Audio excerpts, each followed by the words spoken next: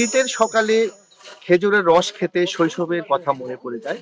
আর সেই শৈশবের স্মৃতিগুলো ধরে রাখতে কিন্তু এই খেজুরের রস খাওয়ার জন্য আমরা লক্ষ্য করছি এই জয়পুরহাটে, যেখানে এই খঞ্জনপুর এলাকায় বিভিন্ন এলাকা থেকে এসেছেন খেজুরের রস খাওয়ার জন্য এই রস প্রেমীরা।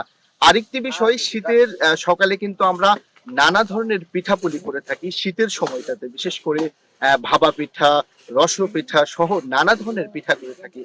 এই পিঠা করতে গিয়ে কিন্তু নানা ধরনের উপকরণ ব্যবহার করতে হয়। তার মধ্যে উল্লেখযোগ্য একটি উপকরণ হচ্ছে খেজুরের গুড়। আর সেই গুড় কিভাবে প্রস্তুত করা হয়, তৈরি করা হয়, সেই গুড় তৈরি করার যে পদ্ধতি আমরা আজকে আপনাদেরকে দেখাবো দর্শক।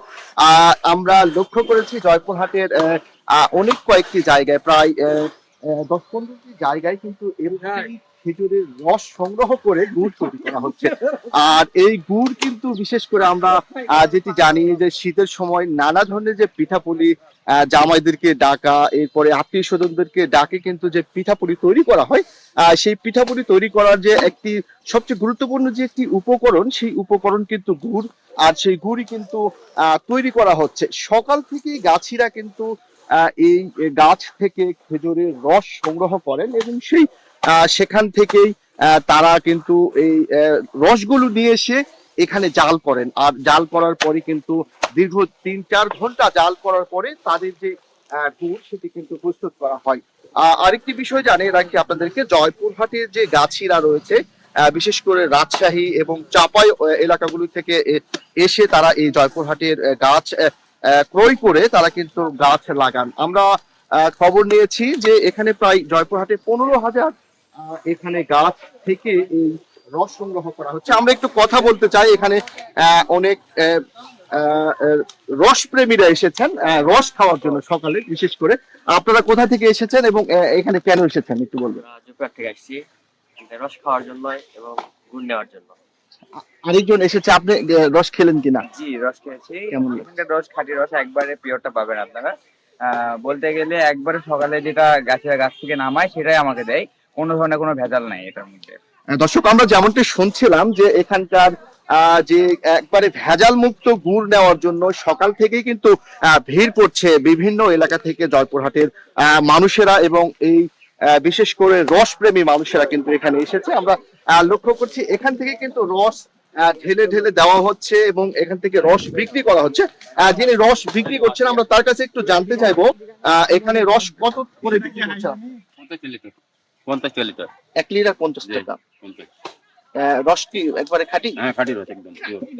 আমরা শুনছিলাম এখানকার যে রস 50 টাকা লিটারে তারা বিক্রি করছেন এবং সেই রস খাওয়ার জন্য বিভিন্ন এলাকা থেকে লোকজন এসেছে। দর্শক, আরেকটি বিষয় আপনাদেরকে জানিয়ে রাখি যে এখানকার জয়পুরহাটের কৃষি সম্প্রসারণ অধিদপ্তরের কাছ থেকে আমরা জানতে পেরেছি জয়পুরহাটের প্রায় 15,000 গাছে কিন্তু এইভাবে রস লাগিয়ে সেখান থেকে গুড় উৎপাদন করা হয়।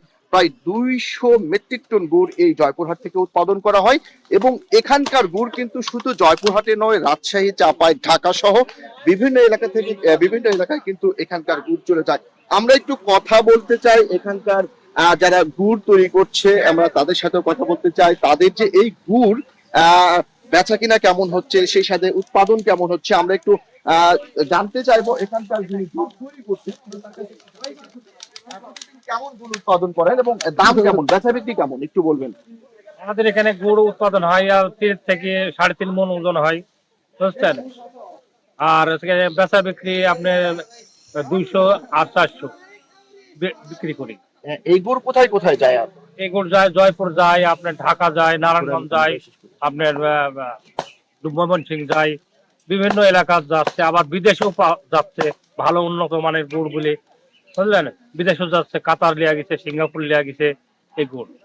দর্শক, আমরা যেমনটি শুনছিলাম, একটু যদি আমরা গুড় যেভাবে এই রসটাকে জাল করা হচ্ছে, এই রসটা কিন্তু 3-4 ঘন্টা 5 ঘন্টা পর্যন্ত জাল করার পরে এই রস থেকে কিন্তু গুড় তৈরি করা হবে।